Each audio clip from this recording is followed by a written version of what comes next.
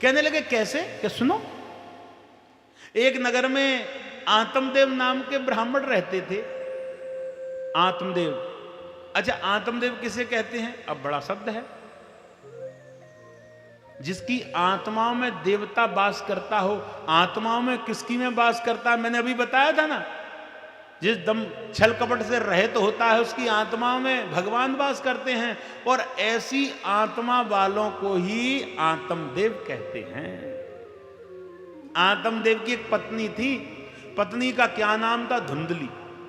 धुंधली किसे कहते हैं? कभी भी धुंध उड़ जाए, कभी भी झगड़ा शुरू कर दे। ऐसी ऐसी पत्नी जब मन में आए तभी झगड़ा शुरू कर दे, और इतना भयानक झगड़ा कि मानो घर वालों को छुपने जगह नहीं मिलते, कोई पता नहीं। धुंधली है ना। बुरा मत मानना, आजकल बड़ी बड़ी धुंधली तैयार हो रही हैं। बोली वृंदावन बिहारी लाल। हाँ, ऐसी ऐसी धुंधली। अच्छा तुम कहोगे तुम्हें कैसे पता है?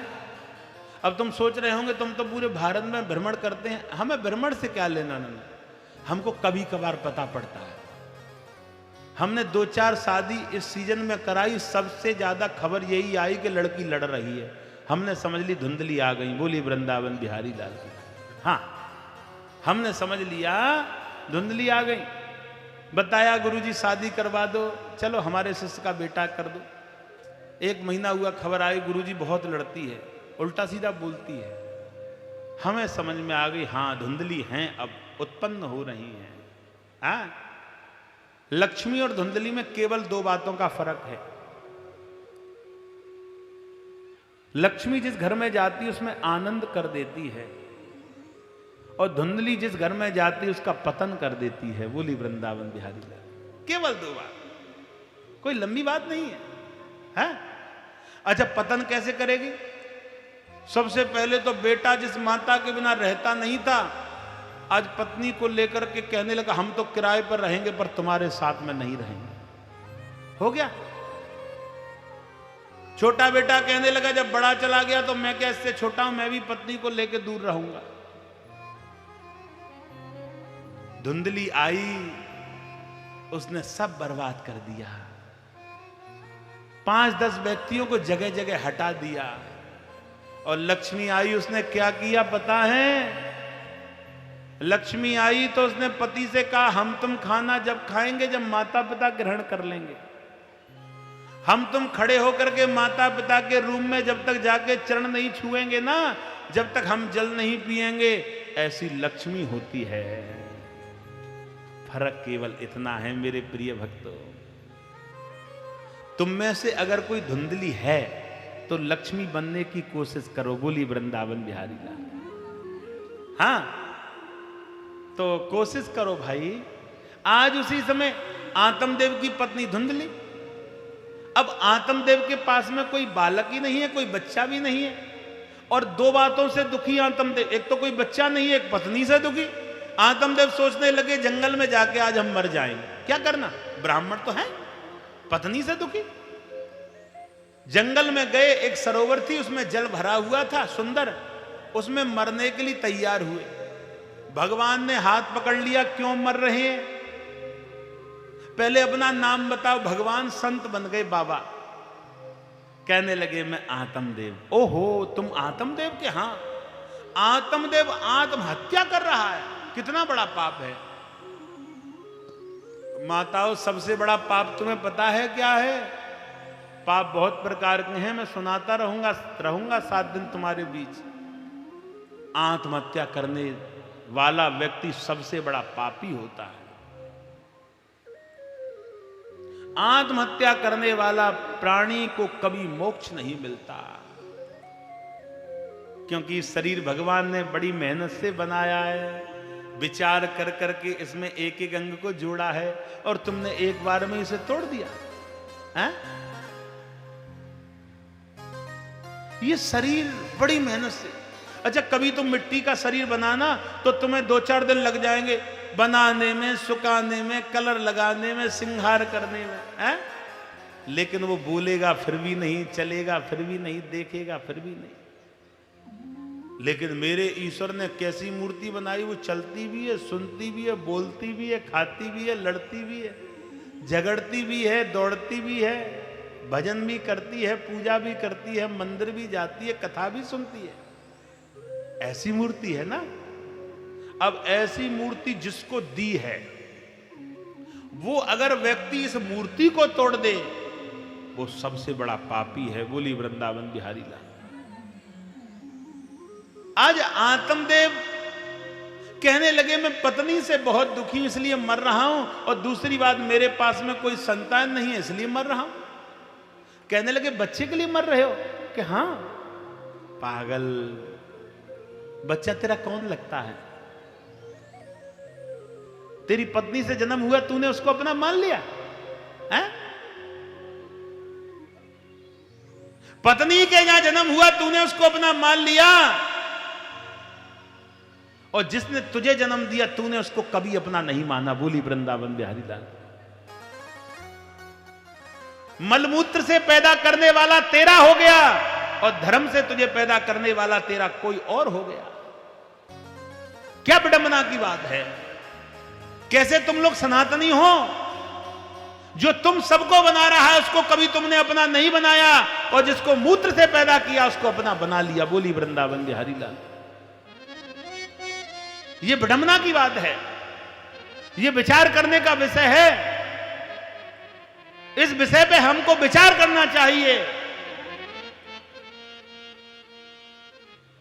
क्योंकि परमात्मा को जो मानता है वो ही सच्चा जीव और सच्चा परमात्मा का भक्त होता है। आत्मदेव को ज्ञान अच्छा नहीं लग रहा, आत्मदेव को समझाने लगे कौन क्या लाया है, सब चले जाएंगे, नहीं मुझे तो पुत्र चाहिए। आत्मदेव इस संसार में कोई किसी का नहीं है, नहीं मुझे पुत्र चाहिए, मुझे केवल पुत्र चाहिए, और कोई बात अच्छी नहीं लग रही आत्मदेव।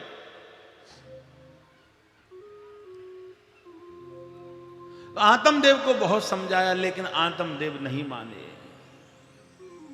आज उसी समय उन्होंने उनके हाथ में एक फल पकड़ा दिया और कही के फल को अपनी पत्नी को खिलाना, और पत्नी से कहना कि 1 साल तक पराये घर नहीं जाएं, 1 साल तक भगवान का भजन करें, 1 साल तक एक समय भोजन कर लें, 1 साल तक धरती पर शयन कर लें, पुत्र पैदा होगा। आत्मदेव बड़े प्रसन्न हुए। संत का आशीर्वाद मिल गया तो मुझे कोई नहीं रोक सकता।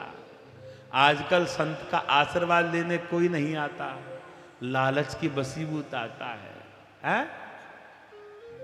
मुझे बड़ा दुख होता है कि कभी कोई भक्त ऐसा नहीं आया केवल आशीर्वाद के लिए, कोई ना कोई कारण पूछने के लिए आया, और कारण जब हो गया तो उसने हमें बताया भी नहीं कि हमारा ये कार्य पूर्ण हुआ है। अच्छा, जो जिसका संकट काटता है ना, सबसे पहले समय आने पर जीव उसको ही भूल जाता है। बोली वृंदावन बिहारी लाल। ऐसा देखा है मैंने, हाँ ऐसा चल रहा है। ये जीव की गलती नहीं है, ये संगत की गलती है। ये भोजन जो तुम कर रहे हैं ना, वो कैसा कर रहे हैं उसकी गलती है। जैसा खाओगे अन्न वैसा बनेगा मन, और जैसी करोगे संगत वैसी आएगी रंगत। तो ये दोनों सुधारो, हैं? तो ये दोनों जब तक नहीं सुधरेंगी, जब तक कुछ नहीं मिलेगा। आत्मदेव ने पत्नी को फल दे दिया और कही के फल को खाना, गर्भ होगा, बालक होगा, आपके बेटा होगा, 1 साल तक धरती पर शयन करना, 1 साल तक एक समय भोजन करना, ऐसा कह दिया। धुंधली रही धुंधली। धुंधली कहने लगी हमने सुना है कि जब बालक का जन्म होता है तो बड़े कष्ट होता है, और मैं ऐसे कष्टों में मर गई तो घर की सारी दौलत को दौरानी जिठानी खा जाएंगे, इसलिए हम फल को नहीं खाएंगे। घर में गऊ थी, उस गऊ माता को फल को खिला दिया। धुंधली की पड़ोस में रहती थी बहन, वो कहने लगी कैसे परेशान हैं, पूरी कथा बताई। कहने लगी चिंता मत करो, मेरे गर्भ में 1 महीने का बालक है, भगवान की कृपा से तुम्हारे बेटा हो गया तो मैं दे दूंगी। कि मैं क्या करूं कि तुम झूठा बहाना बना करके ऐसे रहो कि मानो सब लोग कहें कि तुम गर्भवती हो। कि ठीक है,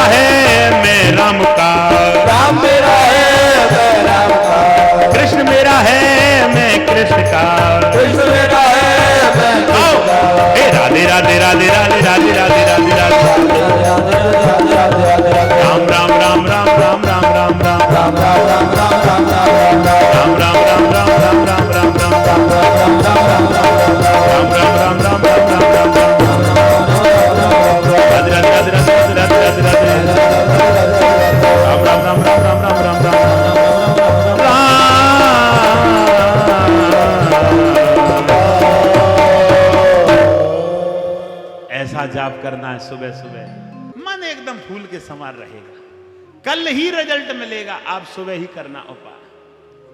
तो आज धुंधकारी बड़े दुष्ट हुए, बूढ़े बड़ों को मारने लगे और परेशान करने लगे। पिताजी आत्मदेव दुखी होके जंगल में चले गए। धुंधली मैया से पैसा मांगा, मना कर दिया, मैया को मारा, मैया कुएं में गिर के मर गई। धुंधकारी कहीं से 4 बेश्या ले आया जो चमड़ी का व्यापार करती हैं, उनके संग में रहने लगा, रात्रि में चोरी करने जाने लगा। बेश्या ने सोचा चोरी करते हैं, हमें इसके साथ में जेल जाना पड़ेगा। बेश्याओं ने फंदा लगा के फांसी का उसको मार दिया। तो वो भटकने लगे। उनके भाई गौकर्ण को पता पड़ी, उन्होंने सैकड़ों बार गया में पिंडदान कर दिया। अब थोड़ी 2 मिनट की महत्वपूर्ण बातें हैं। लोग वाग कहते हैं पितृ परेशान कर रहे हैं, गया में पिंडदान कर दो, मोक्ष मिल जाएगा। गया क्या तुम्हारी नौकर लगी है, हैं? देवता दुष्ट थे, तुम्हारे भजन कभी किया नहीं, भटक रहे हैं तो गया में दे आओ। गया तो उसका कल्याण करती है जो देवता राम का नाम जप करते हुए मरे हैं। बोली वृंदावन बिहारी।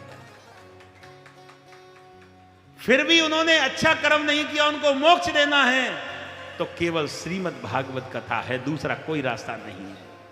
और जो दूसरा रास्ता कहता है वो बिल्कुल गलत कहता है।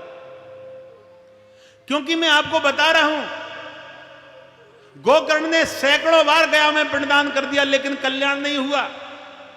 एक बार वो सो रहे थे, हड्डी पीप की वर्षा होने लगी। कौन हो तुम? मैं तुम्हारा भाई हूं धुंधकारी, कि हमने तो तुम्हारे मोक्ष के लिए गया में पिंडदान कर दिया, कि एक क्या चलती है, तुम 1,00,000 बार कर दो कल्याण नहीं होगा। कि फिर आकाशवाणी हुई, गोकर्ण अपने भैया को श्रीमद् भागवत कथा सुना दो। उसी समय श्रीमद् भागवत कथा के लिए स्थान बनाया और धुंधकारी के लिए आसन बिछा दिया और कही कि इस आसन पर बैठ के सुनना। भगवान को आया क्रोध, ऐसे दुष्ट को हम आसन पर नहीं बैठने देंगे। जब कथा शुरू हुई तो जोर से तूफान चला, आसन उड़ गया। धुंधकारी खड़ा रहा, कहां बैठे। फिर आसन बिछाया, फिर उड़ गया। धुंधकारी रोया, ऐसे मुझे कथा नहीं सुनने मिलेगी। पास में एक बांस का पेड़ था, बांस के पेड़ दोनों गांठों के बीच में पोली जगह होती है, उसमें जाके बैठ गया। तूफान चलता रहे, इसमें बैठ के कथा सुनूंगा। क्योंकि पितृ मरने के बाद में कितना हो जाता है पता है? इतना बड़ा, उसका शरीर इतना बड़ा हो जाता, केवल इतना, मानो 3 अंगुल का है। तो छोटे से रूप से बांस में बैठ गया।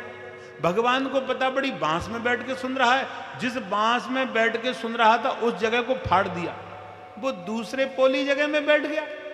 भगवान को फिर पता पड़ी, फिर फाड़ दिया। इसी प्रकार से 7 दिन उसने कथा सुनी, 7 गांठ छटक गई, ब्रह्मलोक से आया विमान और धुंधकारी का कल्याण हो गया। बोली वृंदावन बिहारी लाल। तो भैया, पितरों का कल्याण करने वाली श्रीमद् भागवत कथा है। जो श्रीमद् भागवत का पान करता है उसे ठाकुर जी अपने रास्ते की ओर ले जाते हैं। परमात्मा का भजन, परमात्मा की भक्ति आप लोग करते रहें।